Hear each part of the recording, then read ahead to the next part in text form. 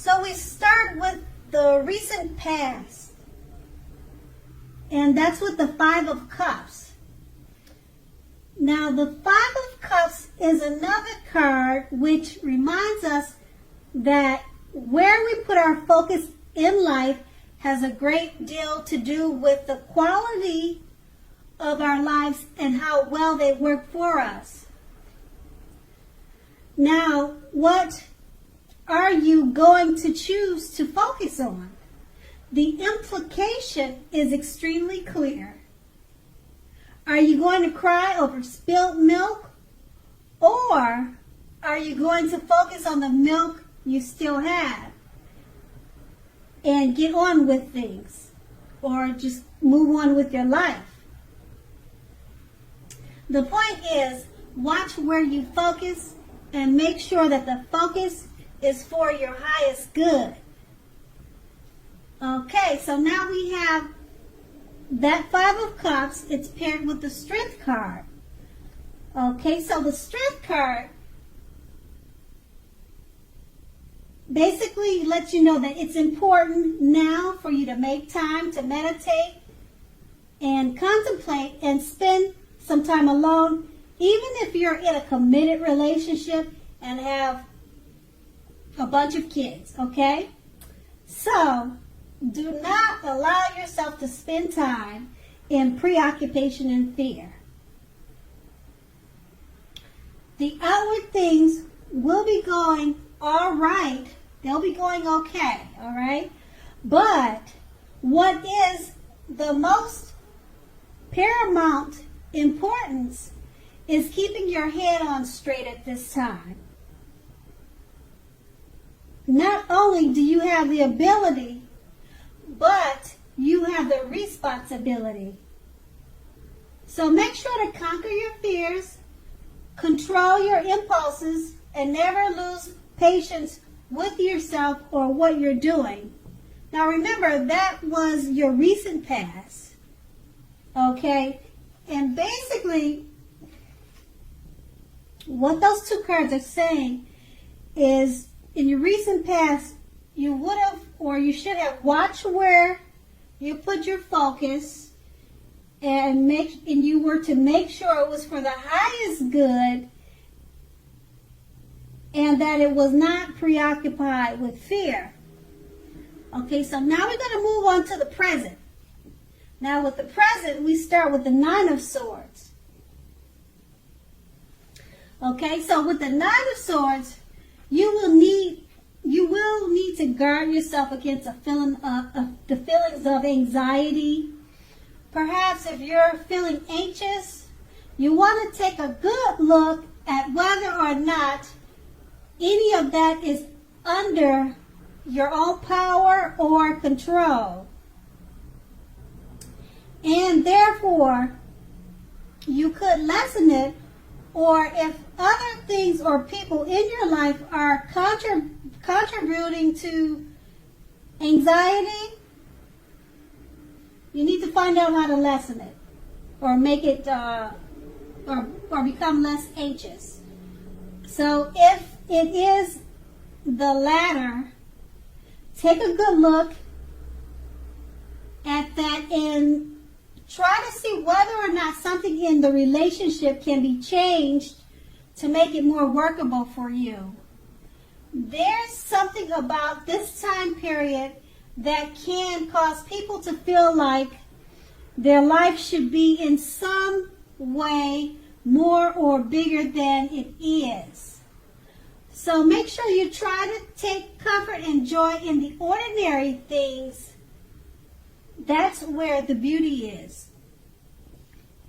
And we have this card paired with the Ten of Wands. Okay, so with the Ten of Wands, you may be feeling as though you're carrying a heavy burden.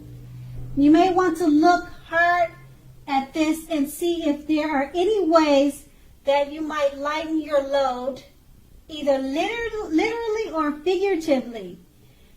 If you're looking carefully, you may find that part of the burden you're carrying around emotionally actually doesn't even belong to you. It belongs to someone else. So it will be important for you to pace yourself now and don't try to do too much. So with these two cards paired together, basically you want to guard yourself against feelings of anxiety. And like I said, because you may be feeling as if you're carrying a very heavy burden, just try to remember to pace yourself and try not to do too much. Okay, and that's in the present. Now we're going to move on to the challenge.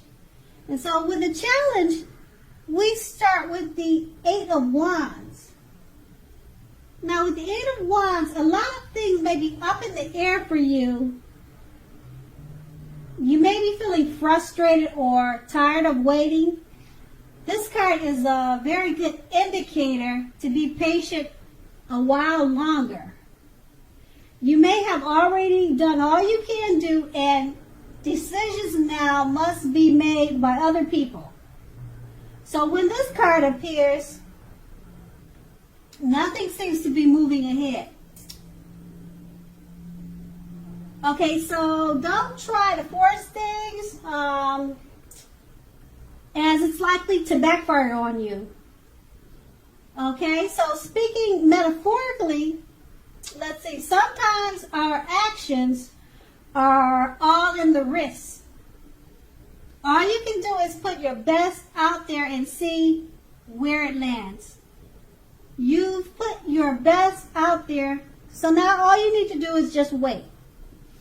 Okay, now that card is paired with the Page of Wands.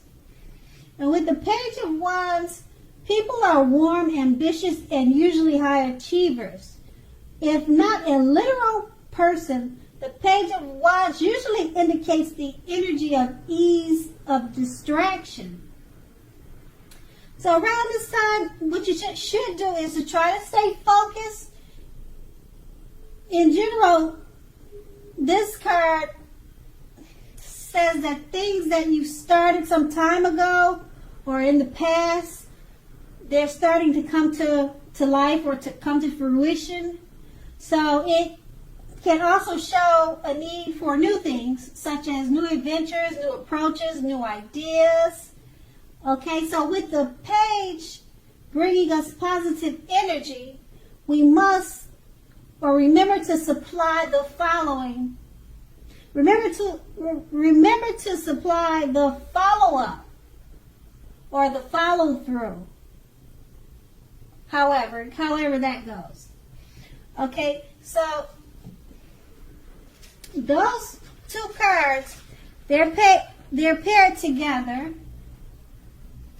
and like I said, it's basically saying you may be feeling tired of waiting for things to happen, but with the Page of Wands, this will let you know that things are starting to happen.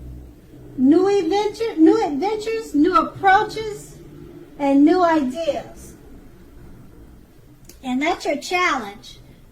Okay, so then we're going to go on to the outcome, and that starts with the Three of Swords. Okay, now with the Three of Swords, although there's an element of maybe sorrow or pain, okay, that might be undeniable.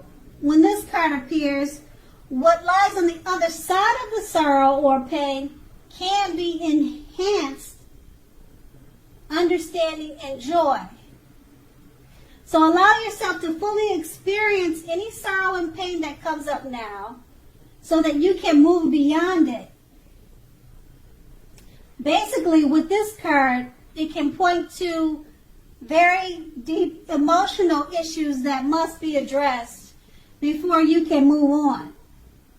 So, denying pain, it doesn't make it go away any more than denying a broken leg makes it heal. So, okay, so what you need to do is to allow yourself to experience any pain that comes up now, but do not wallow in it. Okay?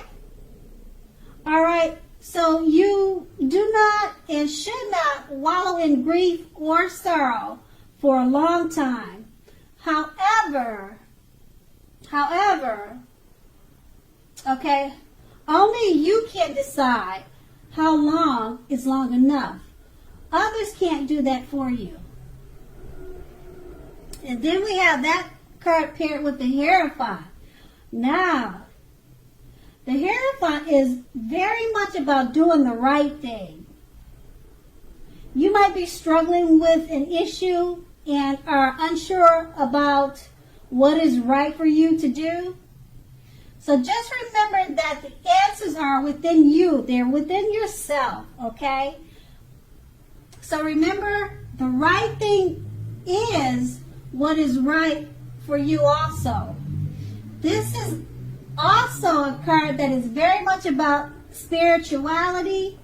Everything from traditional religion to, let's say, earth-centered spirituality and any other type of spiritual notion that you can conceive of.